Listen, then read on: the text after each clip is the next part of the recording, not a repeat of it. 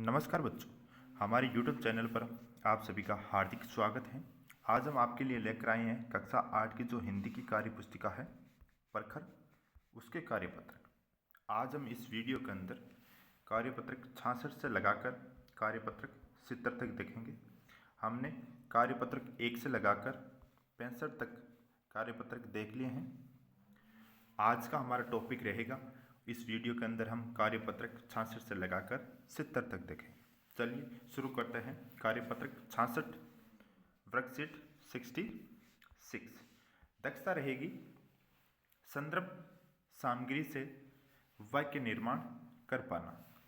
Question number first है, निम्नलिखित वाक्य अर्थ नहीं दे पा रहे हैं, इनको इस प्रकार लिखिए कि वे अर्थ दे पाए।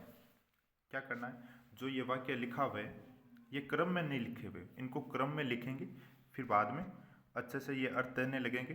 अभी ये कोई अर्थ नहीं दे रहा, जैसे कि कार माँ से गई बाजार, ये इसका क्रम सही नहीं है, इसको क्रम सही करके लिखेंगे। तो कैसे लिखेंगे सभी को, पहला लिखेंगे माँ कार से बाजार गई। दूसरा हो जाएगा आज पिताजी देर से आएंगे। अगला हो जाएगा दादी जी ने राजा रानी की कहानी सुनाई। और उससे अगला हो जाएगा अच्छी सेहत के लिए खेलना भी जरूरी है। और अगला हो जाएगा गांधी जी भारत के राष्ट्रीय पिता है। क्वेश्चन नंबर दो है, रचना के आधार पर वाक्य के उचित भेद में टिक का निशान या सही का निशान लगाइए। किसके आधार पर? रचना के आधार पर वाक्य। पहला है सागर एक अच्छा लड़का है, तो ये सरल वाक्य है। दूसरा हो जाएगा पापा देर से आए इसलिए हमें घूमने नहीं पापा देर से आए इसलिए हम घूमने नहीं गए, तो ये हो जाएगा हमारा संयुक्त वाक्य। अगला है तुम यहाँ आओ और मुझे साथ लेकर जाओ, और तो संयुक्त वाक्य। अगला हो जाएगा मैं जैसे ही स्टेशन पर पहुंचा वैसे ही रेलगाड़ी चली गई, ये हो जाएगा हमारा मिश्रित वाक्य। प्रश्न नंबर 3 है, नीचे लिखे वाक्यों के सामने उनका नाम लिखिए रचना के आधार पर। जो वाक्य है उसको रचना के आधार पर कौन कौन से वाक्य हैं वो लिखना है। इस शहर में शांति रहती है, तो सरल वाक्य। अगला है प्रातः काल हुआ और पक्षी चहचहाने लगे, और आया, तो यह संयुक्त वाक्य होगा। अगला है जो कर्मवीर होते हैं वे कभी मुसीबतों से नहीं डरते, मिश्रित वाक्य। कार्यपत्रक है 67। दक्षता रहेगी पठित सामग्री के आधार पर अपने अनुभव लिख पाना। पहला प्रश्न है उन राज्यों के नाम लिखिए या उन राज्यों के नाम लिखकर रंग भरिए जिनमें लाख के समान का काम होता है। बहुत सारे ऐसे राज्य हैं जो भारत में लाख का काम होता है। सबसे लाख उत्पादक वाला राज्य है झारखंड। इसमें आपको छत्तीसगढ़, राजस्थान पे होगा, गुजरात, महाराष्ट्र, कर्नाटक, मध्य प्रदेश में भी होता है, उत्तर प्रदेश में भी होता है, उड़ीसा, ऐसे बहुत सारे राज्य हैं जहाँ पर ला का काम होता है। तो आप इनमें कलर या रंग भर सकते हो। दूसरा प्रश्न है राज्य के नाम राजधानी सहित लिखिए। राज्य का नाम लिखना और राजधानी भी लिखनी है। राजस्थान जयपुर राजधानी, गुजरात गांधीनगर राजधानी, उत्तर प्रदेश लखनऊ राजधानी, कर्नाटक बेंगलोर राजधानी, मध्य प्रदेश भोपाल राजधानी। अब आता है हमारा कार्यपत्रक 68, जिसकी दक्षता रहेगी उपलब्ध संदर्भों को समझते हुए जीवनी लिख पाना। प्रश्न नंबर 1 है हम पंछी उन्मुक्त गगन के कविता के लेखक शिवमंगल सिंह सुमन है, उनके बारे में टेबल में कुछ आंकड़े दिए गए हैं जैसे नाम, जन्म स्थान आदि। आप दिए गए सभी तथ्यों के आधार पर इसे वाक्य के रूप में लिखने का प्रयास करिए। जैसे शिवमंगल सिंह सुमन का जन्म 5 अगस्त 1915 को हुआ था, ऐसे लिखना है।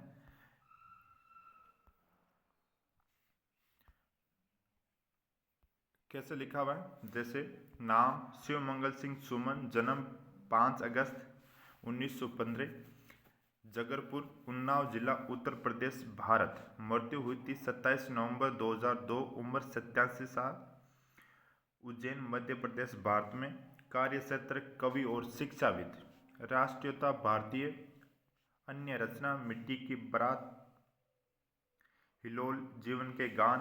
उल्लेखनीय सम्मान है 1974 में साहित्य अकादमी पुरस्कार मिला था, 1999 में पद्म भूषण मिला था और 1974 में पद्मश्री। इसको हमें क्या लिखना है, वाक्यों के आधार पर लिखना है। तो चलिए शुरू करते हैं। उनका जन्म स्थान उत्तर प्रदेश के उन्नाव जिले में स्थित जगरपुर नाम गांव में हुआ था। वह 87 वर्ष की आयु में 27 नवंबर 2002 को स्वर्गवासी हो गई। उज्जैन, मध्य प्रदेश में उन्होंने प्राण त्यागे। वे अच्छे कवि और शिक्षाविद थे। उन्होंने मिट्टी की बारात, हिलोल, जीवन के गान आदि रचनाएं की। उन्हें 1947 में अकादमी पुरस्कार, 1974 में पद्मश्री एवं 1999 में पद्म विभूषण पुरस्कार प्राप्त हुआ।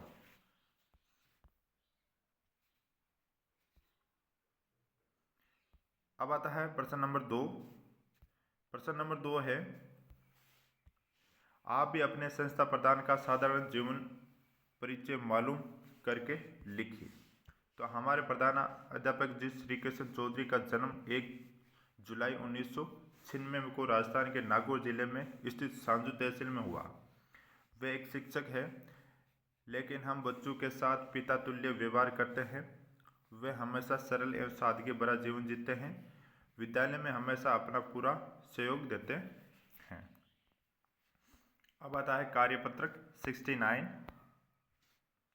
दक्षता रहेगी गद्यांश पद्यांश को पढ़कर समझ के साथ प्रश्नों के उत्तर दे पाना। चिड़िया कविता दे रखी है, पढ़ना है, फिर बाद में जो प्रश्न पूछेगी उनके आंसर देने हैं। ची ची ची गाती चिड़िया, इस डाली से उस डाली पर बैठा करती है उड़ उड़कर। सबको खूब सुहाती चिड़िया आंगन आंगन चुगती दाने। नल पर आती बैठ नहाने, पंख भिगो सूख सूख पाती चिड़िया बाता इस पंख भिगो सुख पाती चिड़िया बाता इससे। न बंधन बंद कर रहना, जाना हरदम खुलकर उड़ना, मुक्त मंत्र सिखलाती चिड़िया। एक बार वापस पढ़ते हैं। ची ची ची ची गाती चिड़िया, इस डाली से उस डाली पर बैठा करती है उड़ उड़ उड़कर। सबको खूब सुहाती चिड़िया आंगन आंगन चुगती दाने। नल पर आती बैठ नहाने, पंख भिगो सुख पाती चिड़िया बाता इसे। न बंधन बंद कर रहना, जाना हरदम खुलकर उड़ना, मुक्त मंत्र सिखलाती चिड़िया। अब जो प्रश्न पूछेंगे उनके आंसर देने हैं। प्रश्न नंबर फर्स्ट है, चिड़िया को कुछ करके खुशी मिलती है। कविता से उन पंक्तियों को चुनकर लिखिए जो चिड़िया को खुश बताती है। पंखों को भिगोकर वो सुख पाती चिड़िया। दूसरा प्रश्न है, चिड़िया से हमें क्या सीखना चाहिए। सदैव आज़ाद रहने की सीख दे रही है। प्रश्न नंबर 3 है, चिड़िया कभी बंधन में नहीं रहती। ये बताने वाले पंक्तियां चुनकर लिखिए। बाताई से न बंद कर रहना, जाना हरदम खुलकर उड़ना। प्रश्न नंबर 4 है, चिड़िया को लेकर कई सारी कविताएं कहानियां मशहूर है। तुम्हें जो अच्छी लगती है उसे कुछ अंश यहाँ लिखिए, अपनी कॉपी में भी लिखिए। चिड़िया मुझे बना दे राम, छोटे पंख लगा दे राम। चिड़िया मुझे बना दे राम, छोटे पंख लगा दे राम। आसमान उड़ जाऊंगी, परियों को संग लाऊंगी। परियां गीत सुनाएगी, हमको खूब हंसाएगी। अब आता है कार्यपत्रक वर्कशीट 70, जिसकी दक्षता रहेगी पढ़ी सामग्री का सार लेखन कर पाना। निम्नलिखित अवतरणों गद्यांशों को पढ़कर उनके सार व उपयुक्त शीर्षक लिखिए। शिक्षा का वास्तविक अर्थ और प्रयोजन व्यक्ति को व्यवहारिक बनाता है, न कि शिक्षित होने के नाम पर अहम और गर्व का हाथी उसके मन मस्तिष्क पर बांध देना। हमारे देश में स्वतंत्रता प्राप्ति से जो शिक्षा नीति और पद्धतियाँ चलती आ रही है वह लगभग 100 साल पुरानी है। उसने एक उत्पादक का काम ही अधिक किया है। इस बात का ध्यान एकदम नहीं रखा कि इस देश की अपनी आवश्यकताएं और सीमाएं क्या है, इसके निवासियों को किस प्रकार की व्यवहारिक शिक्षा की आवश्यकता है। बस सुशिक्षितों की नहीं, साक्षरों की बड़ी पंक्तियां इस देश में खड़ी कर दी है, जो किसी दफ्तर में क्लर्क और बाबू बनने का सपना ही देख सकती है। शीर्षक होगा व्यवहारिक शिक्षा की आवश्यकता। सार है शिक्षा प्राप्त करने का प्रयोजन केवल नौकरी प्राप्त करना ही नहीं होना चाहिए, मनुष्य को व्यवहारिक ज्ञान की जानकारी होना जरूरी है। प्रश्न नंबर 2, भारत एक महान देश है। उत्तर दिशा में हिमालय पर्वत भारत की ऊंचाई प्रकट करता है। इससे निकलने वाली गंगा, यमुना आदि नदियां भारत भूमि को जलदान करती हैं। खेती सोना उगलती है। वन उपवन और उद्यान फूल फल और लताओं से लहरा जाते हैं।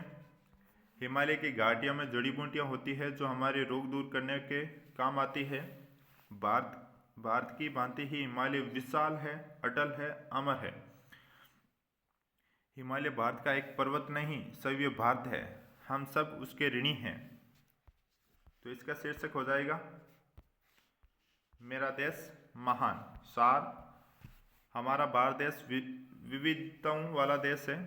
यहाँ गंगा यमुना जैसी पवित्र नदियाँ हैं, जो हिमालय जैसा पर्वत है जहाँ अनेक प्रकार की औषधियाँ प्राप्त होती हैं। तो आज हमारा यहाँ पर कार्यपत्रक 66 से लगाकर 70 तक कंप्लीट हुआ है। आज के लिए इतना ही। जय हिंद।